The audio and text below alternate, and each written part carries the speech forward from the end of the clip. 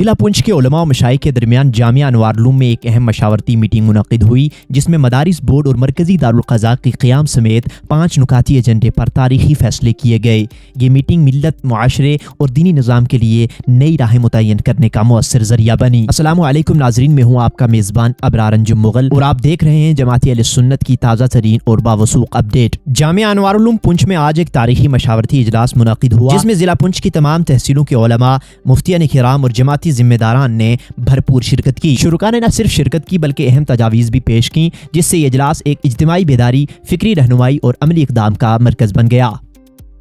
Meeting کی صدارت جماعت اہل سنت کے نائب صدر حضرت مفتی فاروق حسین مصباحی صاحب نے فرمائی، جبکہ صدر محترم حضرت علامہ سید بشارت حسین رضوی صاحب ذاتی مصروفیات کے باعث شریک نہ ہو سکے۔ اجلاس میں 5 نکاتی ایجنڈے پر تفصیلی غور و خوض کیا گیا۔ علماء نے مشترکہ مشاورت سے ان پر مؤثر فیصلے کیے۔ ضلع بھر کے مدارس کے لیے مدارس بورڈ کے قیام کی منظوری دی گئی، جس کے تحت متحدہ نصاب، ششماہی و سالانہ امتحانات اور یکساں نظم قائم ہوگا۔ مرکزی دارالقضاء کے قیام کا اعلان کیا گیا، جو علمی اخلاقیات، شرعی معاملات اور فتویٰ جات کی جانچ اور نفاذ کے لیے 11 رکنی کمیٹی پر مشتمل ہوگا۔ خطبہ جمعہ کی بہتری، ممبر و محراب کی حفاظت اور حالات حاضرہ پر بامقصد خطبات کی ضرورت پر زور دیا گیا۔ شادیوں میں بے روی، ڈی جے، اسراف اور غیر شرعی رسوم کے خلاف سخت موقف اختیار کیا گیا اور نکاح خواہ حضرات کو شرعی اصولوں کی پابندی کی ہدایت دی گئی۔ منشیات، شراب خانوں اور بے روی کے خلاف علماء نے شدید احتجاج ریکارڈ کروایا اور حکومت سے مطالبہ کیا کہ نسل نو کو تعلیم، روزگار اور اصلاح کی راہ دی جائے، نہ کہ تباہی کی۔ ناظرین، یہ اجلاس جماعت اہل سنت کے اتحاد، قیادت اور فکری بصیرت کا مظہر تھا۔ اس میں نہ صرف تعلیمی اور شرعی اصلاحات کی بنیاد رکھی گئی بلکہ سماجی برائیوں کے خلاف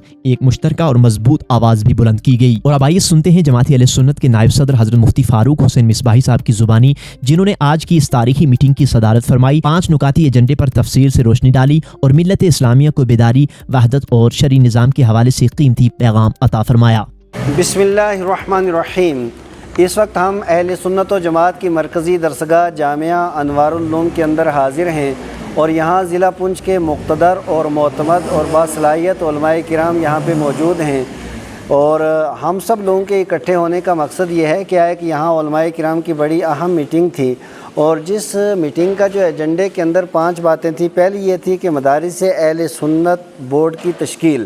یعنی کافی عرصے سے ہم لوگ یہ چاہ رہے تھے کہ ہمارے جتنے مدرسے ہیں ان سارے کے سارے مدارس کا نظام بھی ایک ہو، نصاب بھی ایک ہو، تعلیم بھی ایک طرح کی ہو، اور ششماہی امتحان اور سالانہ امتحان بھی ایک جگہ سے ہو، اور تمام مدارس کے جو مختلف مراکز قائم کیے جائیں اور وہیں مدارس کے جو طلبہ وہاں پہ آئیں اور آنے کے بعد وہاں پہ امتحان لیں، پھر ایک ہی جگہ سے ان تمام کی مارک شیٹ بھی ہو، اور اسی طریقے سے یہ ایک سسٹم اور ایک سلسلہ اور ایک نظام قائم ہو۔ الحمدللہ اللہ تبارک و تعالیٰ کے فضل و کرم و احسان سے بڑی کڑی محنت اس کے اندر ہماری ٹیم نے کی ہے، اور اس تعلق سے پہلے بھی 1-2 اجلاس ہو چکے ہیں، اور آج یہ اللہ کے فضل و کرم سے اس کو فائنل شکل و صورت دی گئی ہے، اور 2 ہفتے کے اندر انشاءاللہ تعالیٰ اس کا باضابطہ اعلان بھی ہو جائے گا۔ اور آج ہم نے جو ضلع پنچ کے مدارس اہل سنت بورڈ کے ڈائریکٹر منتخب کیے ہیں، وہ حضرت مولانا مفتی سکندر حیات خان مصباحی الازہری صاحب ہیں، اور ان کے ساتھ 13 آدمیوں کی ٹیم ہے جو ہر تحصیل سے جن کو لیا گیا ہے، اور وہ انشاءاللہ تعالیٰ اس کے اندر ابھی کچھ تغیر و تبدل ہوگا، اور 2 ہفتے کے اندر پھر ان کی اپنی میٹنگ ہوگی، اور اس کے بعد اب جو انشاءاللہ تعالیٰ ماہ ربیع الاول کے اندر جو امتحان ہوگا یا سالانہ امتحان ہوگا وہ اسی بورڈ کی نگرانی کے اندر ہوگا، اور ایک ہی پرچہ سب کے لیے ہوگا، تمام طلبہ کے لیے، اور اس کے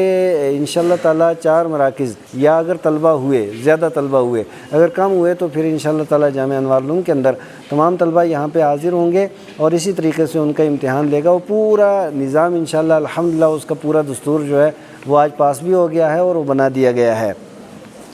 اور دوسرا ہمارا تھا مرکزی دارالقضاء کی تشکیل، اس کا بھی اعلان پہلے ہو چکا تھا یہیں جامعہ انوارالعلوم کی ایک بڑی میٹنگ کے اندر۔ آج پورے ضلع کے علماء کے درمیان الحمدللہ اس مدعے کو رکھا گیا، اور مرکزی دارالقضاء جو ہے وہ معرض وجود کے اندر آیا۔ اب جو مرکزی دارالقضاء آیا ہے تو اس کی وجہ کیا ہے اور اس کی ضرورت، اس کی اہمیت کیا ہے؟ تو سب سے پہلی بات یہ ہے کہ بہت سے مسائل اس طرح کے ہوتے ہیں جو الجھ جاتے ہیں۔ مثال کے طور پہ جیسے علماء کرام کے درمیان نزاعی مسائل اور ائمہ اور مدرسین حضرات کو برخاست کرنے کا معاملہ، اور اسی طریقے سے اور بھی بہت سے مسائل اس طرح کے آ جاتے ہیں، یا لوگ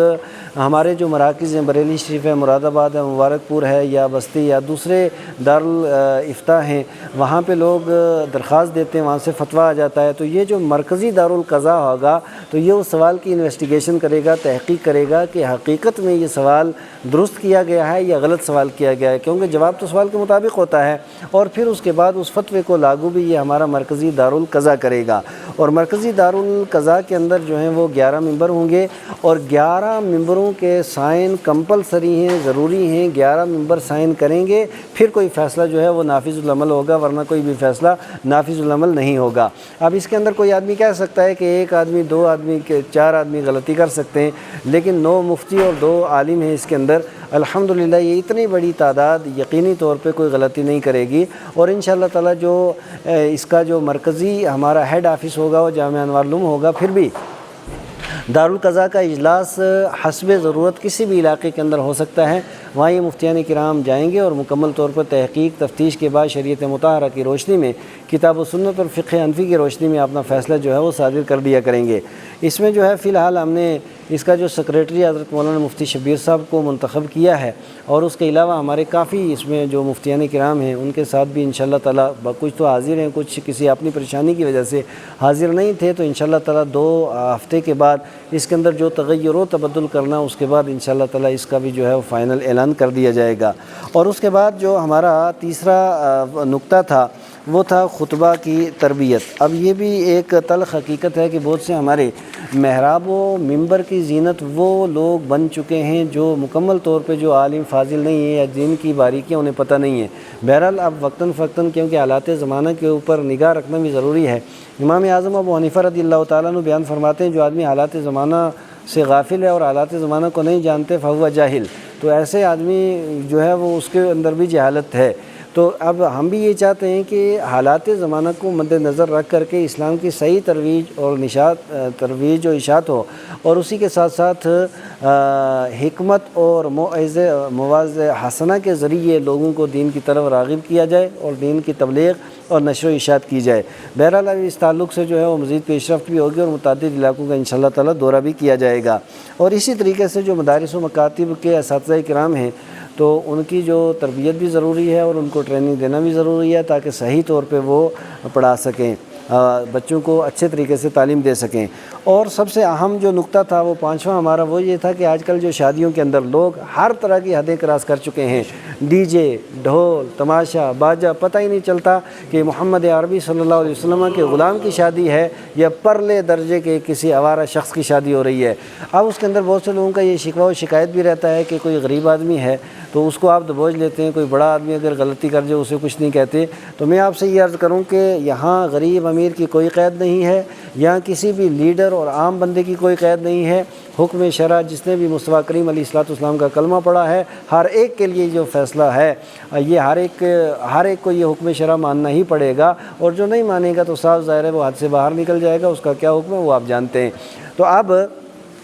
اس تعلق سے جو ہے وہ جو قاضی حضرات ہیں ان کے لیے اور جو نکاح خان ہیں ان کو بھی ہدایتیں جاری کر دی گئی ہیں کہ آپ کو کس طریقے سے کرنے، اور جہاں بھی اس طرح کی خرافات ہو وہاں تو نکاح ہی نہ ہو، تو یہ بھی بہت ضروری ہے۔ اور اس کے ساتھ ساتھ ہم عام حضرات کو یہ پیغام بھی دینا چاہتے ہیں کہ اگر پوری دنیا کے اندر آپ سرخ رو ہونا چاہتے ہیں اور کامیابی و کامرانی چاہتے ہیں کہ کامیابی و کامرانی ہمارے قدم چومے، تو اس کا ایک ہی طریقہ ہے لقد کان لکم فی رسول اللہ اسوۃ حسنہ۔ نبی مکرم صلی اللہ علیہ وسلم کا جو اسوہ حسنہ ہے اس کے اوپر خوشی ہو، غمی ہو، گھر کے اندر عقیقہ ہو یا شادی ہو یا نکاح ہو یا اس کے علاوہ کوئی آدمی دنیا سے چلا جائے، ہر حال میں ہمیں شریعت مطہرہ کی پاسداری، شریعت مطہرہ کا لحاظ رکھنا ہے اور شریعت کے مطابق ہمارا ہر کام ہونا چاہیے۔ اور اسی کے ساتھ ساتھ اس وقت ہمارا معاشرہ اور سماج تباہی کے دانے کی طرف ایک منشیات کی وجہ سے ہے، اور آپ دیکھتے ہیں کہ چھوٹے چھوٹے بچے، میں نے خود بذات خود اسی شہر کے اندر، اس علاقے کے اندر ایسا بچہ جس کے ماں باپ ملازم تھے اور وہ ایک ہی بچہ تھا، وہ پڑھ رہا تھا اور ڈرگس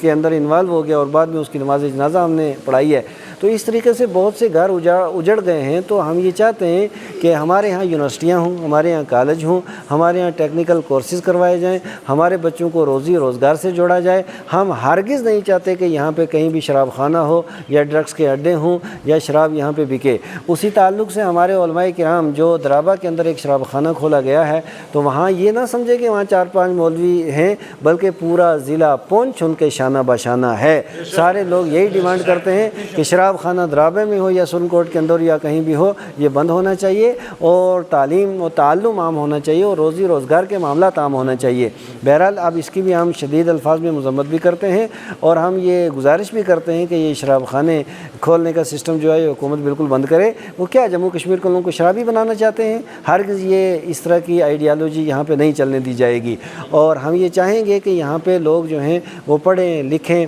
وطن کے وفادار بنیں، اپنے مذہب کے وفادار بنیں، اور وہ تعلیم و تعلم اور روزی روزگار سے یہ سارا سلسلہ آگے بڑھے گا۔ باقی آخر کے اندر ہم عوام کو بھی یہ پیغام دیں گے، نبی پاک علیہ الصلوۃ والسلام کا اسوہ حضور کا طریقہ اپنی مسجدیں آباد کریں اور نماز روزہ زکوٰۃ حج کی پابندی کریں، اپنی خوشی غمی کے اندر نبی پاک علیہ الصلوۃ والسلام کے اسوہ حسنہ کے اوپر عمل کریں، آپسی تال میل پیار محبت مروت کو عام کریں، ہر قسم کے خلفشار انتشار کو دور کریں، اور ہمارا جو یہ مرکزی ادارہ ہے جامعہ انوار العلوم، یہ اہل سنت و جماعت کا مرکز تھا، اہل سنت و جماعت کا مرکز ہے، اور انشاءاللہ تعالیٰ تا قیام قیامت اہل سنت و جماعت کا مرکز رہے گا۔ اور یہاں تعلیم و تعلم کا سلسلہ بھی بڑا اچھا ہو رہا ہے اور مزید انشاءاللہ تعالیٰ یہ سلسلہ آگے بڑھے گا۔ اللہ تعالیٰ اس ادارے کو، جماعت اہل سنت کو، علماء اہل سنت کو دن دگنی رات چگنی برکتیں اور ترقیاں عطا فرمائے۔ اللہ تعالیٰ ہم سب کا حامی و ناصر۔ علم نور ہے، علم نور